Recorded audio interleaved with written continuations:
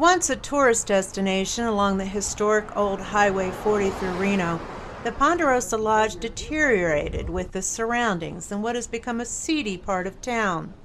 Owner Omkar Singh charged $30 a night and kept poor records of who was staying there. Employees of Reno Salvage Company, which has been in the area for more than 75 years, saw the criminal activities going on.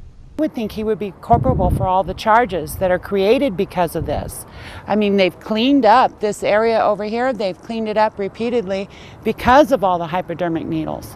And I warn our customers not to park over there because I don't want anybody to get stuck by it. That one building over there by the tree, they hang shirts out different colors to let them know that there's drugs. We got a new shipment of drugs. Cotner says the circumstances are the worst in the 6 years she has worked for Reno Salvage. Reno Police conducted 6 months of surveillance on the Ponderosa Lodge and gathered statistics on criminal activities, a homicide, stabbing, other violent crimes, prostitution, drug use. Today's bus was prompted by statistics showing that our patrol officers are coming to this location over and over again for criminal activity. We can come up to 5 and 6 times a day to this location. I noticed this morning when I came in and the barricade was across because there's a population of streetwalkers that live there too with their pimps, and I noticed this morning that wasn't quite as prevalent as it usually is.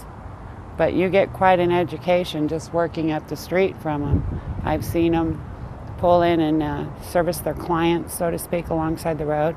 Police also learned from residents about the poor living conditions here before organizing a sweep of the motel.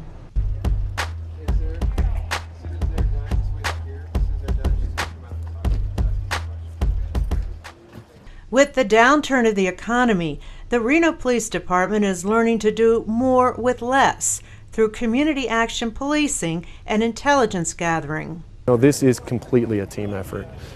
This project cannot be completed unless everybody works together. And I have a great partner in Officer Josh Sanford, and him and I have put these projects together from start to finish. And what we've done is networked with the community, and we've networked with other resources within the police department. And really that's coming from our chiefs of police. Steve Pitts and Dave Evans and Mike Wan, those chiefs of police are empowering us with these new leadership principles that are allowing us to do more with less. They're actually allowing us to take risks at the officer level. As long as we're functioning in a moral and legal capacity, there's no reason why we shouldn't take on these bigger projects. In preparation for the sweep of the Ponderosa, the police operation pulled resources from a number of areas: Reno City Code Enforcement and Community Development, Washoe County Health Department, Nevada Parole and Probation, Social Services, Nevada State OSHA, Washoe County Sheriff's Department, School District Truancy Office, and Animal Control. Officers went door to door to assist in checking on health and safety concerns. Organizers knew conditions were bad and wanted to be prepared for problems. We came in anticipation to this place with the anticipation that it may be closed down, so we planned ahead and we talked to a few different resources. We've been talking with the workers from the Kids to Seniors Corner. We have a few social workers and nurses from there. We also talked to Stacy, who manages a few of the different motels in the area. And so we tried to plan ahead to have vacancies in those places.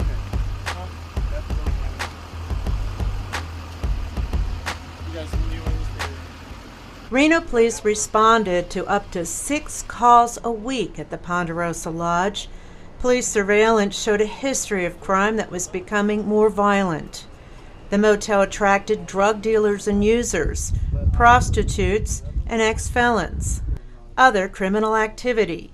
In the 3 months before the sweep, there was a homicide and stabbing. Violations today have been anything from warrants to drug paraphernalia being found in the rooms. We've had multiple issues with people that are unregistered, that are felons, and we've had the sex offender group out here to make sure that the sex offenders that are here are documented. We did find some animal conditions that are criminal, and we found some weapons and things like that that we're looking at. We work well with patrol, and we work well with probation and with alternative sentencing from Washoe County, and they're coming in here as well because they have documented people in these rooms that may not be following their criteria of their sentence and their probation. And what we'd like is that the city be able to keep track of these people and who's committing crimes in this location. The surprise one-day sweep of the Ponderosa led to 3 arrests and 5 citations. 1 arrest for possession of a drug without a prescription, possession of a hypodermic device and drug paraphernalia, another arrest for possession of drug paraphernalia, a 3rd arrest for parole violations and failing to register as an ex-felon. Reno Police cited 5 persons, 1 citation for driving without registration, insurance, and driver's license, 3 arrests related to occupying a motel without registering. Lastly, police cited an individual for possession of a hypodermic needle. I think code enforcement is going to close this room based on the garbage. I mean, this is literally like garbage. This tenant complained about the cockroaches in his room where he lived for several years. About last 6 months he's had bugs. Before that, nothing. Yeah, so 6 months ago it got bad. Can you ask him, is there any other bugs, bed bugs, or anything? Oh, that's where his bugs are. Oh, Is up there? In the corner? Yeah. A code enforcement officer found bugs in the bathroom as well as unsuitable living conditions. The living conditions were much more deplorable in other units. The pictures really tell the story here. A tenant hoarded things in a room that was filthy and had no shower. Rooms had fire hazards. He has a grease deep fryer here that he's using up against the heater that's plugged in currently to the wall. This is a major fire issue because obviously if this thing goes up, this place is all going to go down. Other rooms had bed bugs. There were animals running free. A tenant thought her snake was on the loose. Even worse was the condition of the utilities. Doesn't require any explanation, as you can see. The missing dead front, the door's been totally removed off a 220 breaker panel, and also a disconnect box to the side just sitting wide open. Everything's live. Code enforcement began by condemning 3 units as uninhabitable. Then they decided to shut the motel down. There are so many violations here that we've declared these buildings to be dangerous buildings, and they're going to be shut down. The homeless population to go down, not up. I'll go sleep by the river. I don't care. You keep your key. You can come and go. Cat food, cat toys, cat litter box, that kind of stuff. Okay? After the sweep of the Ponderosa Lodge, the city determined that nearly 50 residents had to find new homes, at least temporarily, until conditions improved here. Oh, the place is raggedy, so I get somewhere, where I can sleep in the bed and where it's cool at and clean. Tenants will be free to come and go as they please, to get their belongings out, but they just can't sleep here or use these as dwelling units. They're unsafe. The electrical is too dangerous, and there's too many fire safety issues. Stacy Jamison, who has worked with the Washoe County Sheriff's Department in the past, offered tenants a room at one of the 6 properties she manages. Believe me, I've already started renovating ours, so I'm very well aware of this is not good. Not good. Jamison helped with the moving and provided free washers so that tenants could kill any bed bugs in their clothing. Well, there's people that don't get paid till the first of the month, through Social Security. So I'm moving them over onto my property and starting them fresh. He's going with Stacy over to the townhouse, and she's going to let him move in there today. She actually went to pick up the U-Haul. She's bringing him back. She's going to allow him to do his laundry and get everything clean so he can move in there. And I'll assist her with his language barriers. We already did one for the criminal activity. This notice of violation is basically what we also did today was shut down, as you know, the buildings that are on the parcel. The Ponderosa Lodge remains shut down.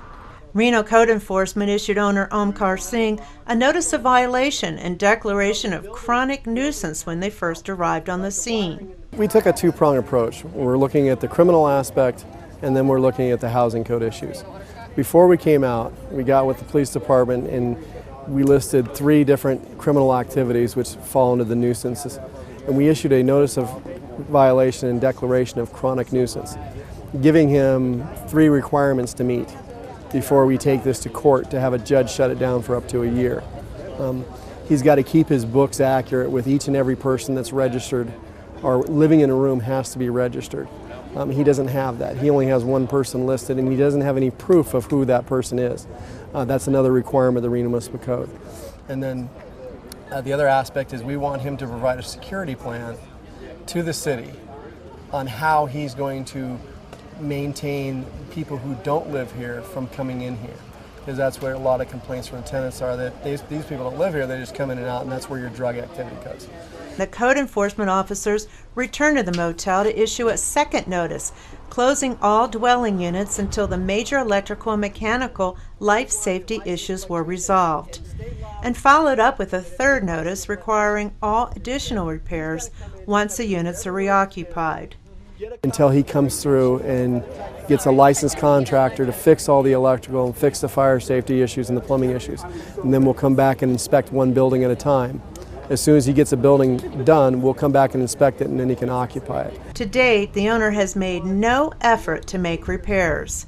Because of the electrical danger, the city contacted NV Energy to remove the meters to all units except the one occupied by the owner. Code enforcement will continue to monitor the property and have it boarded as needed. This is the third sweep in the past several months that Reno Police have made of budget motels with this team approach. They're addressing the health and safety concerns of residents who choose to live in the weekly motels for economic or other reasons.